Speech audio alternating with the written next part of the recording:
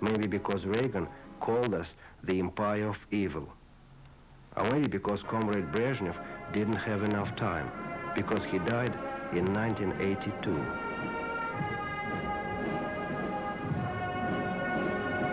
When Stalin died, things began to collapse, I think. The people who took over, beginning with Khrushchev, were already made of a different kind. They were already Stalin's creatures, not Lenin's. All of Lenin's associates had been killed. So these were people who rose to power under Stalin in the 20s, but mainly in the 1930s. And they more wanted to enjoy the privileges which the regime gave them.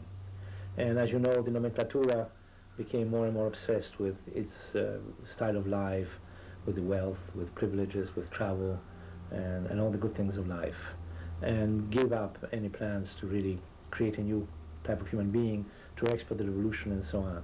It's true they could have had a very aggressive policy, but the aggressive policy was largely to justify the power at home, because in order to maintain this warlike atmosphere at home, they had to create always false enemies and false dangers.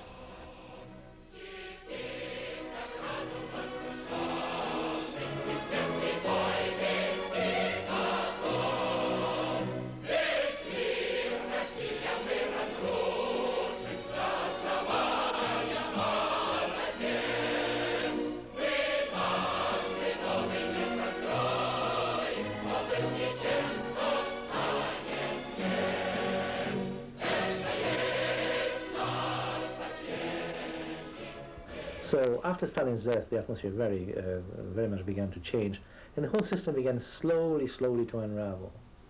And by the time Gorbachev came to power, it was quite unraveled already. I truly believed in the idea of liberty, equality, and fraternity.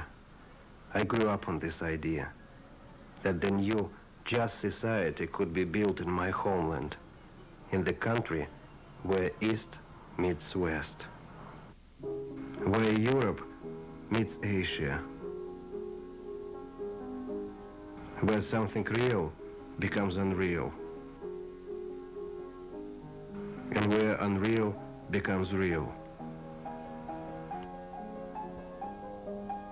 where people denied religion as an opium for the nation and practiced another religion, the naive and strong belief in the bright, promising future. For some, it was the empire of evil. For some, it meant hope and promise. Not anymore.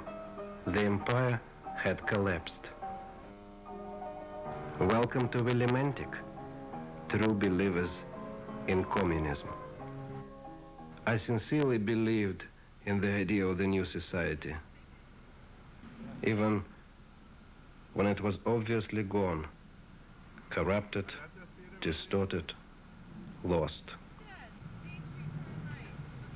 I guess I lost faith when I began to doubt. Faith and doubt never meet each other. Do I still believe in this idea? Sometimes it is impossible to say yes or no. There is no quickening of the heart, no goose flesh, even when the purpose of the trip is so close. Welcome to Willimantic, true believers in Lenin's ideas. The name of the company is Schilberg Integrated Metals, and we're a scrap copper processor as well as a merchant for scrap copper and refined copper.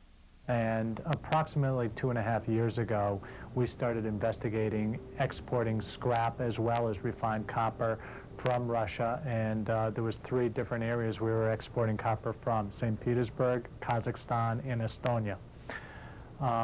In one of the containers, when some of this business was quite active, we had brought the container back here to the United States, and lo and behold, when we opened up the container, there was a 12-foot, 2,200-pound statue of Vladimir Lenin.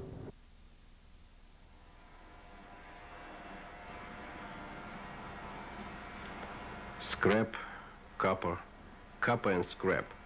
Kingdom of scrap. That's not the place where one can expect to see the statue of the man who who once claimed to overturn the world, to create the new world. Not even on the central town square, but in the scrap yard.